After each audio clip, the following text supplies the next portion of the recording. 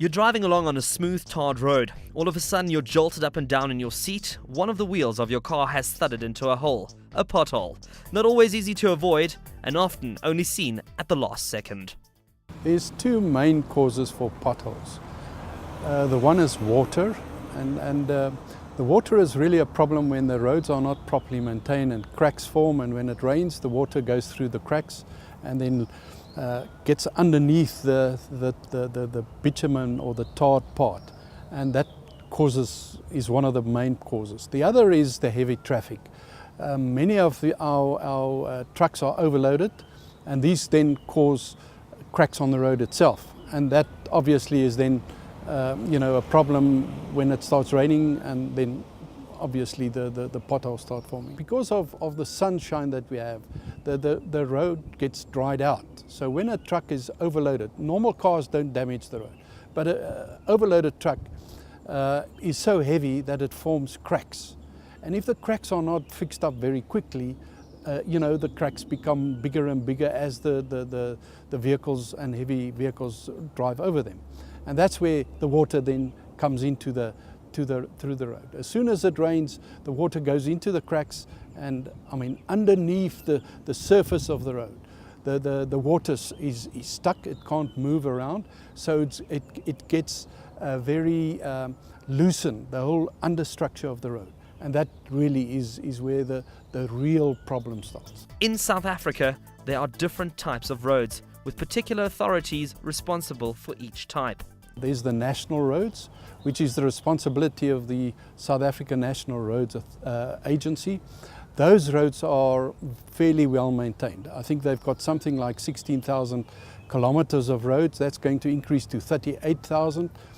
Those roads are fairly well maintained. If potholes form, if you drive on the national road, there's telephone numbers that you can phone, and the SANROL guarantees within 48 hours they'll repair the roads.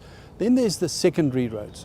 Those are roads whose the responsibility of our provinces and also municipalities. Then there's also tertiary roads, which is really the gravel roads, and those are mainly either on farms, so it's the municipality or still provinces. Those are also in general not very well maintained.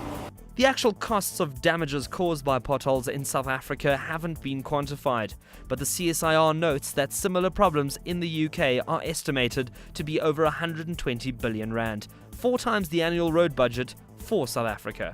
The South African Road Federation made an estimate of something like the 50 billion rand, which is due to accidents, injuries, and all kinds of claims against authorities because of the potholes. What can the average citizen do to get these annoying potholes repaired?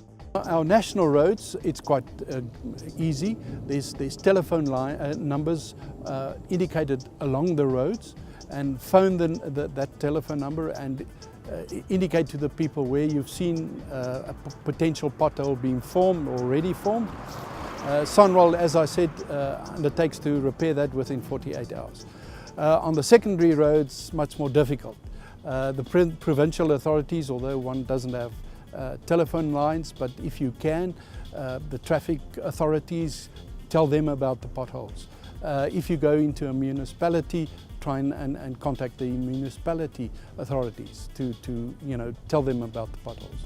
But if you're a trucker, there's a bit more you can do. Obviously, the first thing is to not be overloaded.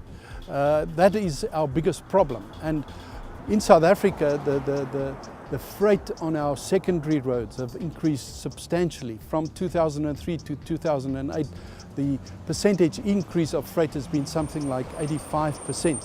If the vehicles are, have their normal load, it shouldn't be a problem. But people try and get as much freight onto a vehicle, and that's really what the problem is. People have to start realizing, and companies have to start realizing, that because of the overloading, we are actually causing huge problems to the country and costs not just to individuals but to the country as well. There are also a number of online forums such as these on Facebook where motorists can expose potholes. You never know, someone out there may be listening.